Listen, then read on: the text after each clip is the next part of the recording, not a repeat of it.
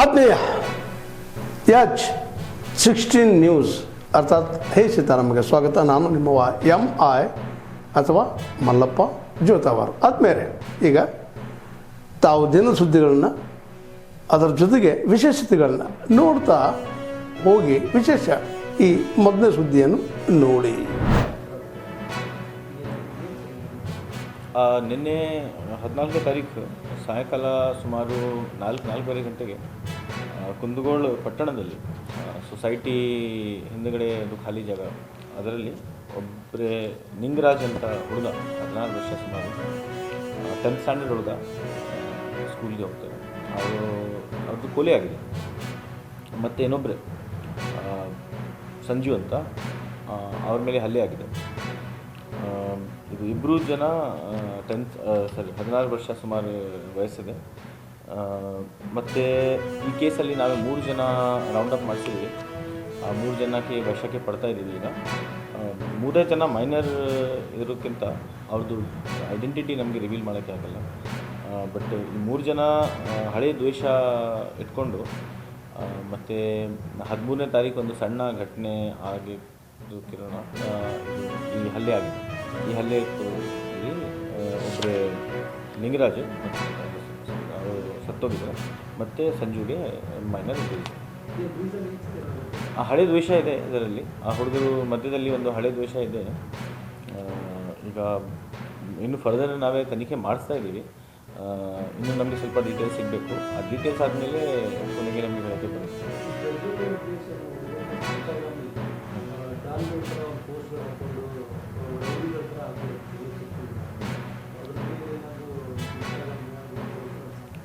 ಅದೆಲ್ಲ ನಾವೇ ಈಗ ಪರಿಶೀಲನೆ ಮಾಡ್ತಾ ಇದ್ದೀವಿ. ನಮಗೇನು ಮೊಬೈಲ್ ವಶಕ್ಕೆ ಪಡೆದಿದ್ದೀವಿ. ಅವ್ರದ್ದು ರೀಲ್ಸ್ ಮತ್ತು ಅದರಲ್ಲಿ ಏನೇನು ಇಲ್ಲಿಗಲ್ ಆ್ಯಕ್ಟಿವಿಟೀಸ್ ಇದೆ ಪ್ರಕಾರ ಇಲ್ಲಿಗಲ್ ಆ್ಯಕ್ಟಿವಿಟೀಸ್ ಮೇಲೆ ನಾವೇ ಕಾನೂನು ಪ್ರಕಾರ ಪರಿಚಯ. ಅದು ಒಂದೇ ಪಟ್ಟಣ, ಹಳೆ ಪರಿಚಯ ಇದೆ. Actually same school. ಒಬ್ಬರೇ ಇಲ್ಲಿ ಆರೋಪಿ, ಅವರು A1 ನಮ್ಮದು ಈ ಕೇಸಲ್ಲಿ. ಅವ್ರದ್ದು ಮತ್ತು ಯಾರು ಸತ್ತೋಗಿದ್ದಾರೆ ಅವರು ಒಂದೇ ಸ್ಕೂಲ್ಗೆ ಹೋಗ್ತಾರೆ. ಇಲ್ಲಿ ಡಿಸೀಸ್ಡ್ 10th ಸ್ಟ್ಯಾಂಡರ್ಡ್ ಹೋಗ್ತಿದ್ದಾರೆ. ಮತ್ತು ಆ ಹುಡುಗ ಯಾರು A1 ಇದ್ದಾರೆ ಅವರು 9th ಸ್ಟ್ಯಾಂಡರ್ಡ್. ಮೇನ್ ಅವ್ರ ಮಧ್ಯದಲ್ಲಿ ದ್ವೇಷ ಇದೆ.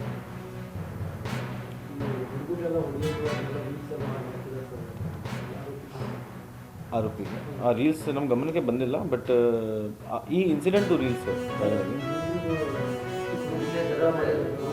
ಅಲ್ಲ, ಅದಕ್ಕೋಸ್ಕರ ನಾವೇ ಪ್ರತಿ ಸಲ ಅವರಿಗೆ ಸ್ಟೇಷನ್ ಯಾಕಂದರೆ ಮೈನರ್ ಇರೋದ್ರಿಂದ ನಮಗೆ ಆ್ಯಕ್ಚುಲಿ ಲೀಗಲ್ ಕ್ರಮ ಜಾಸ್ತಿ ತೊಗೊಳಕ್ಕೆ ಆಗಲ್ಲ. ಬಟ್ ಏನು ನಮ್ಮದು ಕಾನೂನು ಪ್ರಕಾರ ಇದೆ ಅದು ನಾವೇ ಕಂಟಿನ್ಯೂಸ್ ಆಗಿ ಮಾಡಿಸ್ತಾ ಇದ್ದೀವಿ. ಮತ್ತು ಪೆಟ್ರೋಲಿಂಗ್ನು ಮಾಡಿಸ್ತಾ ಇದ್ದೀವಿ. ಈ ಥರ ಜಾಗದಲ್ಲಿ ಯಾರು ಸೇರಬಾರ್ದು ಆ ಥರನೂ ಕ್ರಮ ಆಗ್ತಾಯಿದೆ. ಯೂಶ್ವಲಿ ನಮ್ಮದು ಇದು ನೈಟ್ ಆಗುತ್ತೆ. ಇದು ಸಾಯಂಕಾಲ ಈವೆಂಟ್ ಆದಮೇಲೆ ನಮಗೆ ಈ ಥರ ಬಸ್ ಸ್ಟ್ಯಾಂಡಲ್ಲಿ ಸದ್ಯಕ್ಕೆ ನಮಗೆ ಯಾವುದೂ ಕಂಪ್ಲೇಂಟ್ ಆ ಥರ ಬಂದಿಲ್ಲ. ಸ್ಟೇಷನಲ್ಲಿ ನಾನು ಚೆಕ್ ಮಾಡಿಸ್ತೀನಿ.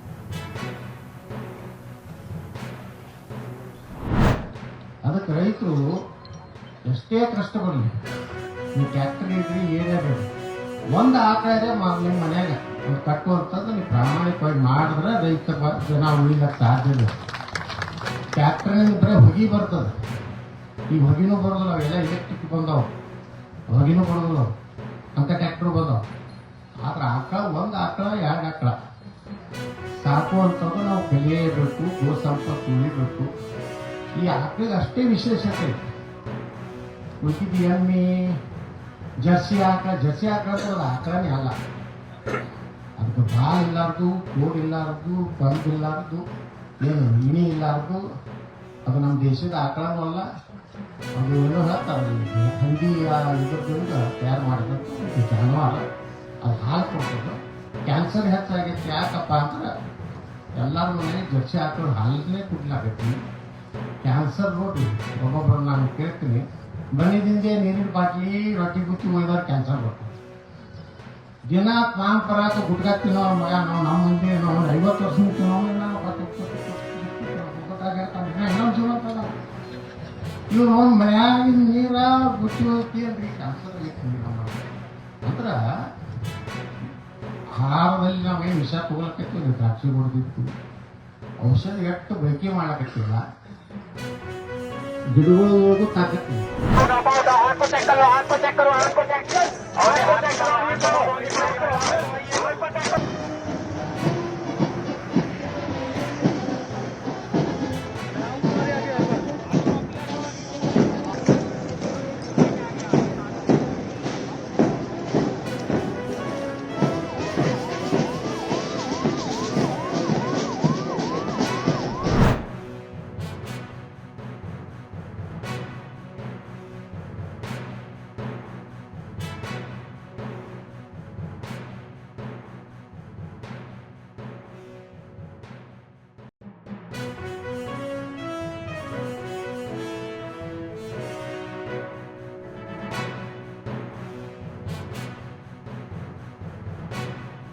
அவர் எங்க மெசேஜ் கொடுத்தாலும் முன்னாடி பாயிண்ட்ஸ் எடுக்கிறதுக்கு உட்காந்துரும். எங்களுக்கு ஆண்டவர் கொடுத்திருக்கின்றார், ஆகிய ஆண்டவருக்கு எங்களுடைய பெரிதான நன்றிகளை என்றும் ஒவ்வொரு கூட்டம் ஜாஸ்தியா இருக்கீங்க.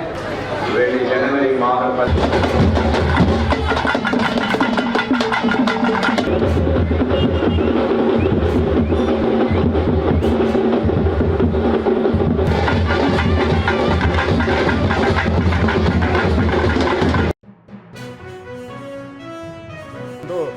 ಗಣಿ ಕೆಲಸ ಮಾಡಿದರು ಹೆಚ್ಚಿನ ಜನರು.